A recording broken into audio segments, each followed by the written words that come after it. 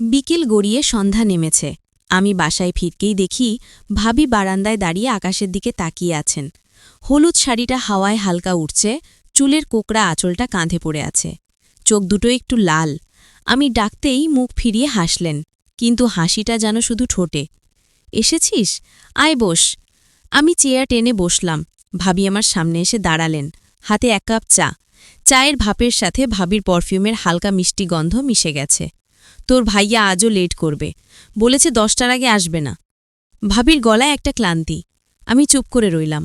জানিস, বিয়ের আগে ও যখন আমার সাথে কথা বলতো, তখন রাত 2-3টেও ফোন কাটত না। আর এখন বাসায় এসে 1 কাপ পানিও খায় না, সোজা রুমে চলে যায়। আমি যতই ডাকি খেয়ে নাও, বলে পরে খাবো, পরে আর ওঠে না। ভাবি একটা লম্বা শ্বাস ছেড়ে আমার পাশে বসলেন, খুব কাছে, হাঁটুর ওপর হাত রাখলেন। হাতটা একটু কাঁপছিল। আমি কি এতটাই বোরিং হয়ে গেছি রাহাত? ভাবির গলাটা ভারী হয়ে এসেছে, চোখে পানি চিকচিক করছে।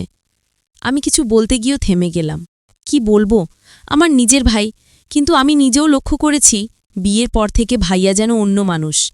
আগে যে মানুষটা রাতে ভাবির জন্য গোলাপ নিয়ে আসত, সেই মানুষটা এখন ফোনেও কথা বলে না ঠিকমতো।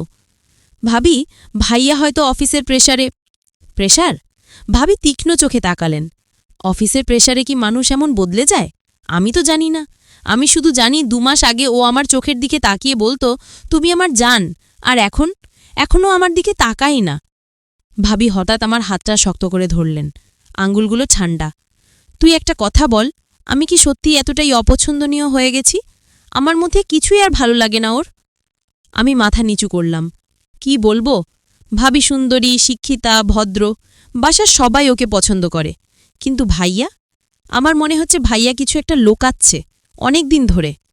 ভাবি, তুমি এমন ভাবছ কেন? তুমি তো। আমি থেমে গেলাম। ভাবি আমার চোখের দিকে তাকিয়ে আছেন, খুব গভীরভাবে। বল না, আমি কেমন? ভাবির গলায় একটা অদ্ভুত আবদার। আমি হাসার চেষ্টা করলাম। তুমি খুব সুন্দর আর খুব ভালো। ভাইয়া হয়তো। হয়তো কি? ভাবি আর একটু কাছে এগিয়ে এলেন। শাড়ির আঁচলটা কাঁধ থেকে একটু সরে গেছে, গলার কাছে হালকা লাল চিহ্ন। আমি চোখ সরিয়ে নিলাম। কিছু না। ভাবি হঠাৎ উঠে দাঁড়ালেন। চল, তোর সাথে একটু কথা আছে, ভিতরে চল। আমি অবাক হয়ে তাকালাম। কেন ভাবি? আয় না। ভাবি হাত ধরে টানলেন। আমি উঠে দাঁড়ালাম। ওর হাতটা এখনও আমার হাতে, গরম। ওর রুমের দরজা খুলে ভিতরে ঢুকলাম। ঘরটা অন্ধকার, শুধু বেডসাইড ল্যাম্পের হলুদ আলো। বিছানায় ভাইয়ার শার্ট ছড়ানো। ভাবি দরজা বন্ধ করলেন। আমার বুকটা ধক করে উঠল। ভাবি, কি হলো? ভাবি আমার দিকে ফিরলেন, চোখে একটা জলজলে ভাব। তুই আমাকে সত্যি কথা বল, তোর ভাইয়া কি কারোর সাথে? ভাবি থেমে গেলেন, ঠোঁট কাঁপছে। আমি কিছু বলার আগেই ভাবি আরেক পায়ে গিয়ে এলেন, এত কাছে যে ওর শরীরের উত্তাপ আমার গায়ে লাগছে। না রে, আমি তা ভাবি না, কিন্তু আমি যে খুব একা হয়ে গেছি। ভাবির গলা ফিসফিস, হাতটা আমার বুকের ওপর রাখলেন। আমি পিছিয়ে যেতে গেলাম, কিন্তু পিছনে দেওয়াল। ভাবি, এটা ঠিক না। শশ! ভাবি আঙ্গুল আমার ছোটে ঠেকালেন। আমি যাই চই পড়ছি, নিয়ে এটা হোক। তুই শুধু চাই কেউ আমার মনের কথা শোনে, কেউ আমাকে একটু আগলে রাখুক। তোর ভাইয়া তো আর পারছে না। আমার মাথা ঘুরছে। ভাবির চোখে একটা আগুন, শরীর থেকে একটা মাদকতা বেরোচ্ছে। আমি চোখ বন্ধ করলাম। ভাবি, প্লিজ। চুপ। ভাবি আমার গালে হাত রাখলেন। হাতের আঙুলগুলো আমার চুলের মধ্যে ঢুকে গেল। আমি আর নিজেকে ধরে রাখতে পারছিলাম না। ঠিক তখনই বাইরে গাড়ির হর্ন। ভাইয়া এসে গেছে। ভাবি হঠাৎ পিছিয়ে গেলেন, চোখে একটা অদ্ভুত আতঙ্ক আর লজ্জা মিশ্রিত ভাব। শাড়ির আঁচল টেনে কাঁধে তুললেন। তুই তুই যা, যা এখান থেকে। গলা কেঁপে গেছে। আমি দ্রুত দরজা খুলে বেরিয়ে এলাম। হলঘরে ভাইয়া ঢুকছে, আমার দিকে তাকিয়ে হাসল। কি রে, এত রাতে? আমি কোনোমতে হাসলাম। কিছু না ভাইয়া, ভাবির সাথে একটু গল্প করছিলাম। ভাইয়া কিছু না বলে রুমের দিকে চলে গেল। আমি বাইরে বেরিয়ে এলাম। রাতের বাতাসে শরীরটা ঠান্ডা হচ্ছে, কিন্তু ভিতরে যেন একটা আগুন জ্বলছে। আমি জানি না এরপর কি হবে, কিন্তু একটা জিনিস নিশ্চিত, এই বাড়িতে আর কিছুই আগের মতো থাকবে না। রাত 3টে বাজে। আমার ঘুম ভেঙে গেছে অনেকক্ষণ। মনে হচ্ছে ঘরের দেওয়ালগুলো আমার শ্বাসের শব্দ শুনছে। সিলিংয়ের দিকে তাকিয়ে আছি। ভাবির হাতে স্পর্শটা যেন এখনও আমার বুকে লেগে আছে। গালে ওর আঙুলের ছোঁয়া, আর সেই ফিসফিস, কেউ আমাকে একটু আগলে রাখুক। আমি উঠে বসলাম। পানি খেতে যাব এমন সময় শুনতে পেলাম পাশের রুম থেকে একটা মৃদু শব্দ, যেন কেউ ফিসফিস করে কথা বলছে, কিন্তু খুব নিচু গলায়। আর সেই সঙ্গে একটা অদ্ভুত ছন্দ, বিছানার কাঠের মৃদু ক্যাঁচ। আমার পা দুটো নিজে থেকে এগোলো। দরজা খুলে বারান্দায় এলাম। ভাইয়া ভাবির রুমের দরজার সামনে দাঁড়ালাম। দরজাটা হাট করে বন্ধ। ভিতরে আলো জ্বলছে না, কিন্তু শব্দটা আসছে। আমি কান পেতে দাঁড়ালাম। প্রথমে শুধু শ্বাসের শব্দ, তারপর একটা মেয়েলি আহ, খুব নিচু, কিন্তু যেন আমার কানের ভেতরে ঢুকে গেল। আমার শরীরে বিদ্যুৎ খেলে গেল। আমি বুঝতে পারছি না কি করব, পিছিয়ে যাব না শুনব। ঠিক তখনই শুনলাম ভাইয়ার গলা, খসখসে, ক্লান্ত। আর না, আমি পারছি না। তারপর একটা লম্বা নিঃশ্বাস, আর ভাবির গলা। এবার কান্নার সুর। তোমার কি হয়েছে বলো তো? কি চাও তুমি?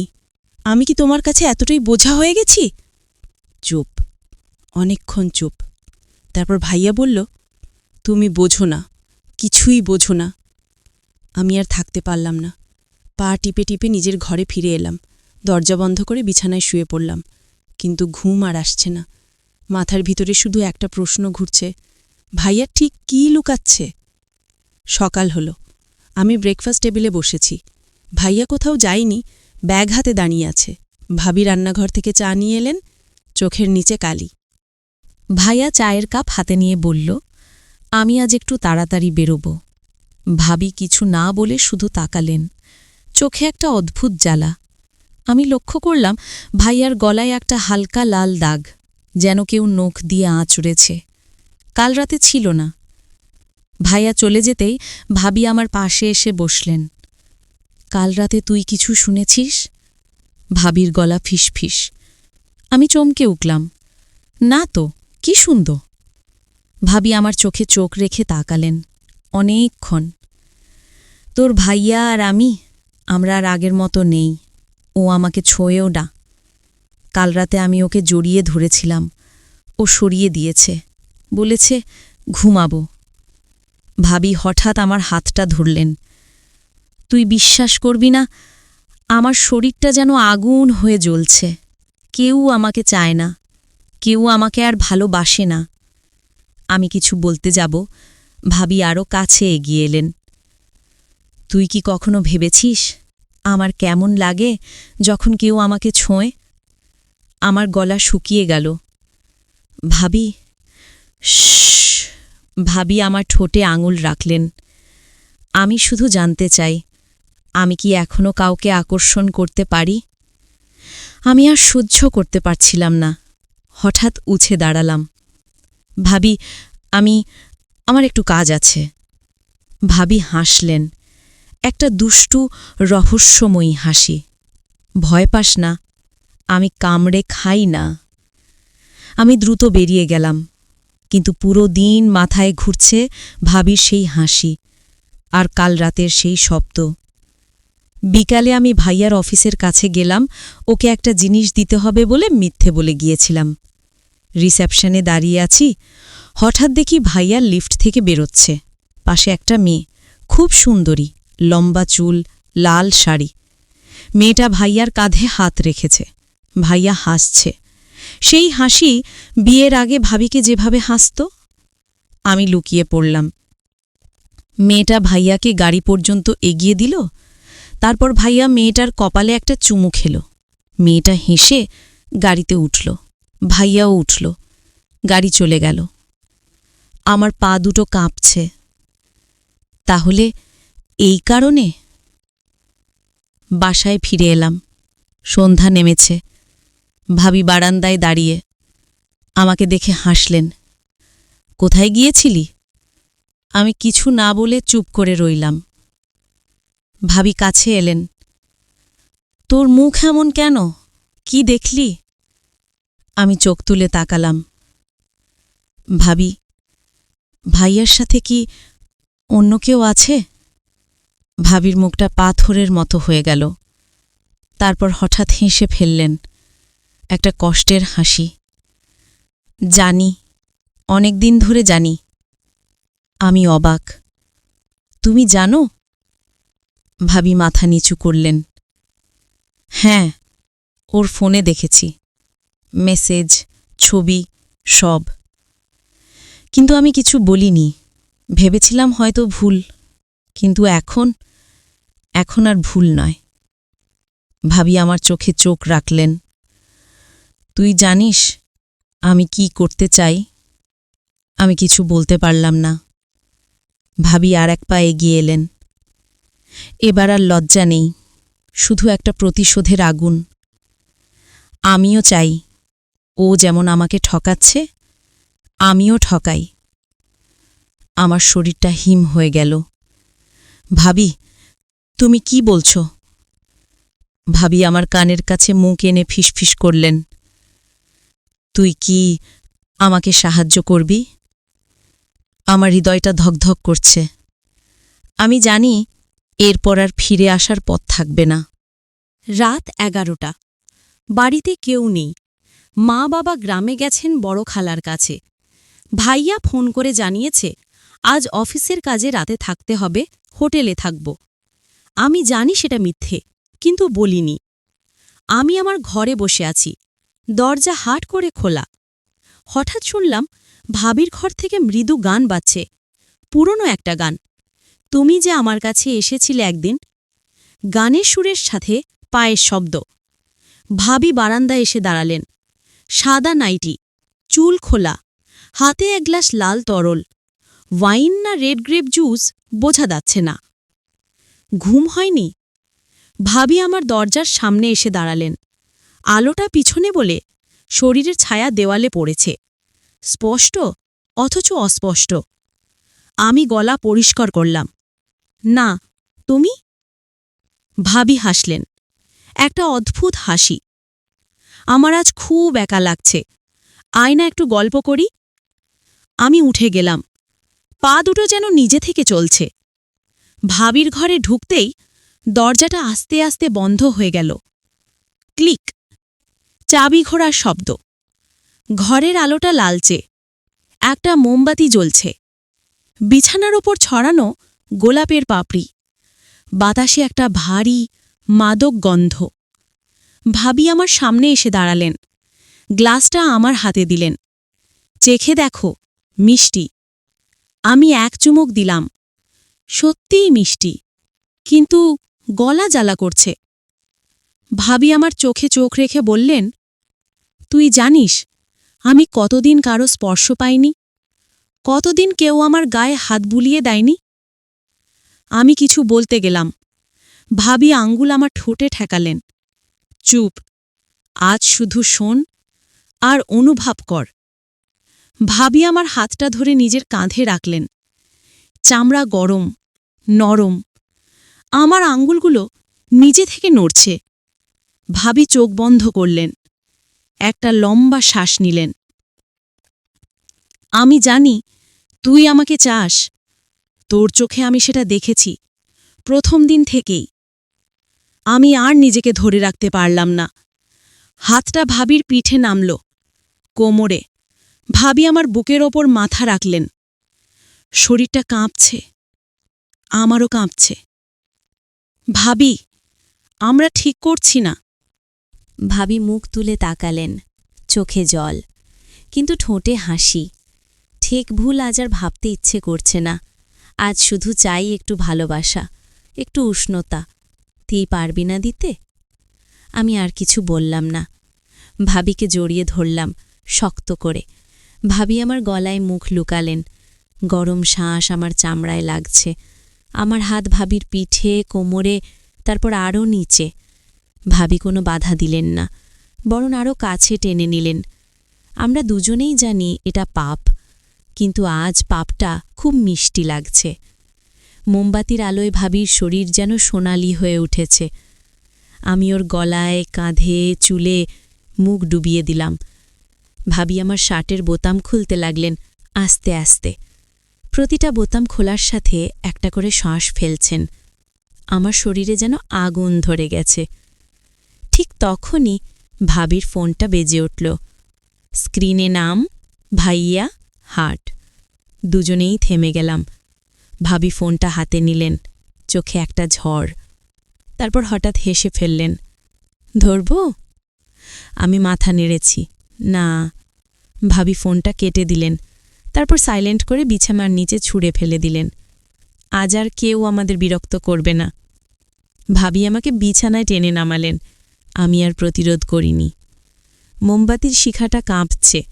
ঘরের দেওয়ালে দুটো ছায়া মিশে গেল, একটা আরেকটার সাথে, ধীরে ধীরে, গভীরে।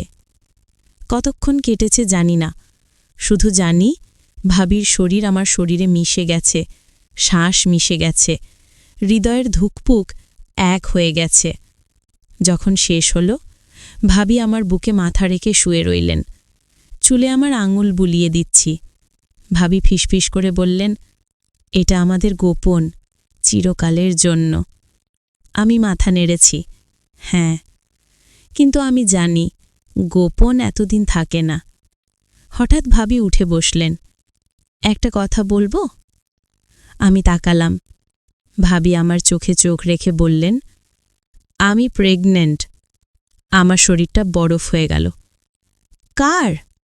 ভাবি হাসলেন, একটা রহস্যময়ী দুষ্টু হাসি। সেটাই তা এখনো জানি না। সেই রাতের পর থেকে দিনগুলো যেন স্বপ্নের মতো কাটতে লাগল।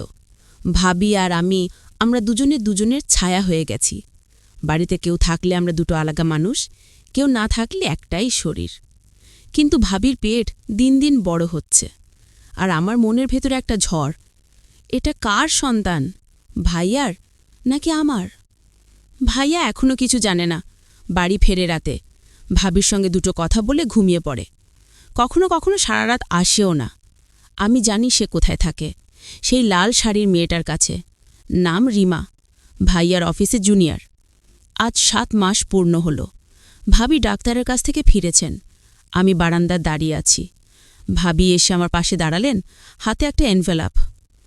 এটা কি ভাবি? ভাবি হাসলেন না, শুধু এনভেলাপটা আমার হাতে দিলেন। খোল। আমি খুললাম। ভিতরে একটা ডিএনএ রিপোর্ট, আমার নাম আর ভাইয়ার নাম লেখা, আর একটা ছোট্ট ফিটাসের স্যাম্পেল। আমার হাত কাঁপছে। এটা কি বলছে? ভাবি আমার কানের কাছে মুখ এনে ফিসফিস করলেন, 99.9% ম্যাচ তোর সাথে। আমার পা দুটো দুলে উঠল। বিশ্বাস করতে পারছি না। তুমি কিভাবে? ভাবি হাসলেন, এবার সত্যিকারের হাসি।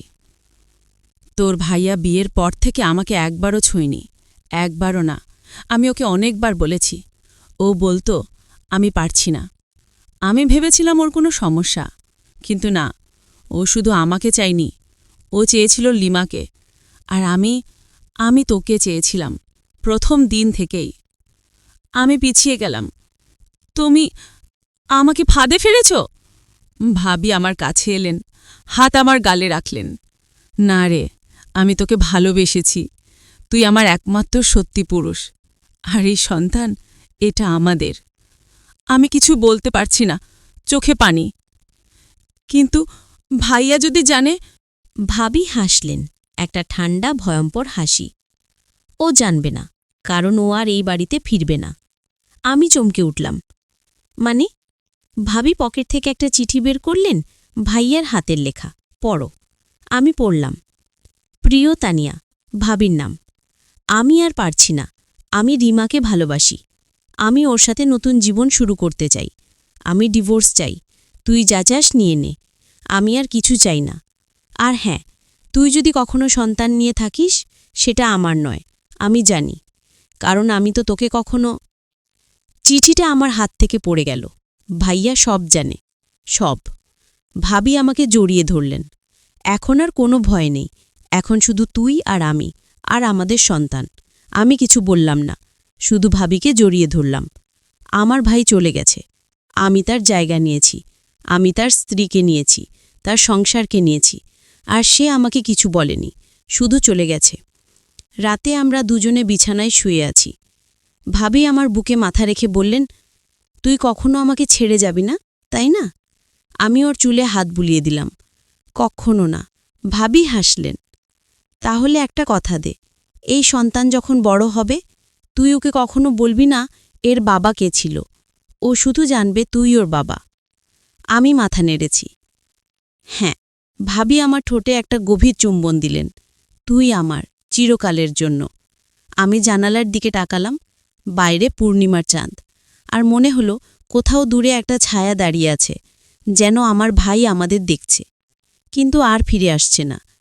এই গল্পটা শেষ হলো না, এটা চলবে আমার আর ভাবির মধ্যে, আমাদের সন্তানের মধ্যে। আর হয়তো একদিন সেই সন্তান যখন জানতে চাইবে, বাবা আমি কার, তখন আমি কি বলবো? আমি জানি না। আমি শুধু জানি এই প্রেমটা ছিল নিষিদ্ধ, কিন্তু এই নিষিদ্ধ প্রেমই আমাকে বাঁচিয়ে রেখেছে আর আমার ভাইকে হারিয়ে দিয়েছে চিরকালের জন্য।